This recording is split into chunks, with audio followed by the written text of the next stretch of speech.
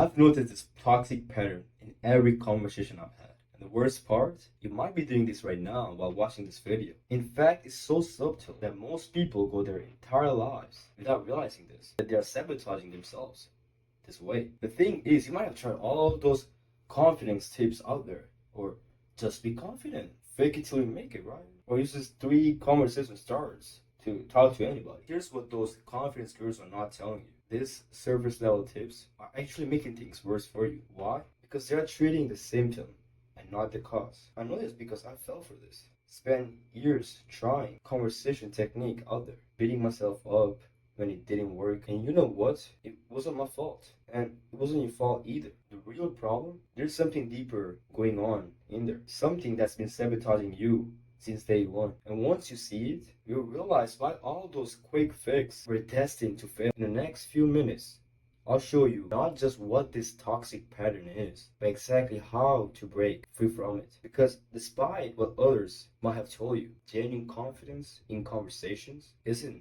just possible. It's your natural state once you remove this one block. 2 years ago, I was this person who used to replay every conversation in my head for hours before going to bed, cringing at everything I did. I treated every conversation like a pop quiz, destined to fail. I walked into rooms thinking everyone was just like judging me, because honestly, I was judging myself harder than anyone else could. Then there was this moment that everything changed for me. I was in this coffee shop alone, and this guy in front of me totally like fumbled his conversation with this cute barista. He stumbled over his order, mixed up his words while talking to her. He even made an awkward joke that didn't even make sense. But here's the surprising part. He just laughed it off, totally unfazed. If that had been me, I'd be cringing for hours and not be able to sleep the whole night. But watching him, it just hit me. The thing is, he wasn't judging himself at all. So why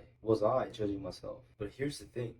Just understanding this wasn't enough. I tried to force myself to not judge myself. But the more I tried to silence that critic voice inside my head, the louder it got, the worse it became. I like nearly gave up on social gatherings and events completely. Then it suddenly hit me. The real problem wasn't the judgment itself. It was the impossible standard I held myself to. I expected every word to be flawless. When I noticed mistakes in others, it wasn't about them at all. It was just a reflection of how harshly I judged myself. This standard wasn't just unfair, it was blocking me from real, authentic connection and confidence. And instead of just fighting this judgment inside my head, I got curious about it. Whenever the critic voice crept in, I paused and asked myself, will I say this to someone who's really important to me? And every time the answer was clearly no. And slowly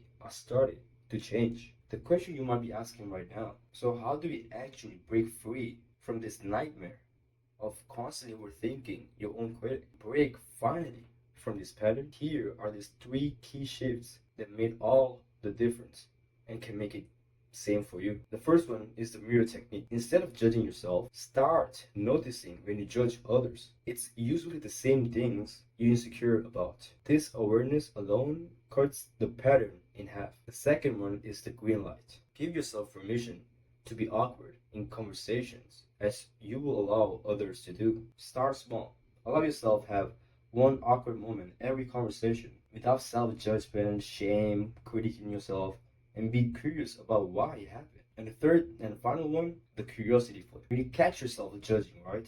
Flip it to curiosity instead of, okay, that was just stupid to say, right?